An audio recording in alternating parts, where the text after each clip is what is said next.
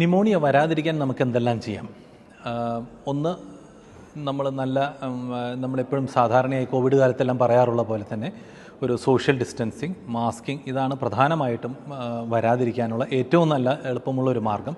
കാരണം സാധാരണയായിട്ട് ഇതൊരു എയർബോൺ സ്പ്രെഡാണ്. ഒരാളിൽ നിന്നും മറ്റൊരാളിലേക്ക് അവർ ചുമയ്ക്കുമ്പോഴോ അതുപോലെ അവരുടെ ശ്വാസത്തിൻ്റെ സ്രവങ്ങളിൽ കൂടെയോ ആണ് സാധാരണയായിട്ട് ഇത് വരാറുള്ളത്. അപ്പോൾ അതുകൊണ്ട് തന്നെ സോഷ്യൽ ഡിസ്റ്റൻസിങ്, മാസ്കിങ് വളരെ ഇമ്പോർട്ടൻ്റ് ആണ്. ഇത് കൂടുതലായും കണ്ടുവരുന്നത് രോഗപ്രതിരോധ ശക്തി കുറഞ്ഞ ആളുകളിലാണ്. അപ്പോൾ അതുകൊണ്ട് തന്നെ കുട്ടികളിലും അതുപോലെ തന്നെ മുതിർന്നവരിലും അതുപോലെ തന്നെ രോഗപ്രതിരോധ ശക്തി കുറയ്ക്കുന്ന മരുന്നുകൾ എടുക്കുന്നവരിൽ, ഡയബറ്റിക് പേഷ്യൻസ്, ബാക്കി അവയവങ്ങൾക്ക് കേടുപാടുകളുള്ള like heart disease, kidney patients എല്ലാവരിലുമാണ്.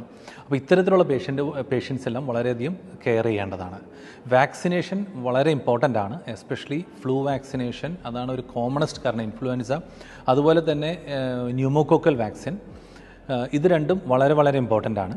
അതുപോലെ തന്നെ ഹൈജീൻ, ശുചിത്വം പോലെ തന്നെ ഇമ്പോർട്ടൻ്റ് ആണ്. പൊല്യൂട്ടഡ് എയർ ശ്വസിക്കാതിരിക്കുക, അതുപോലെ തന്നെ ഹാൻഡ് ഹൈജീൻ, ഇതെല്ലാം ന്യൂമോണിയ ഒരു പരിധിവരെ കുറയ്ക്കാൻ സഹായകരമാണ്.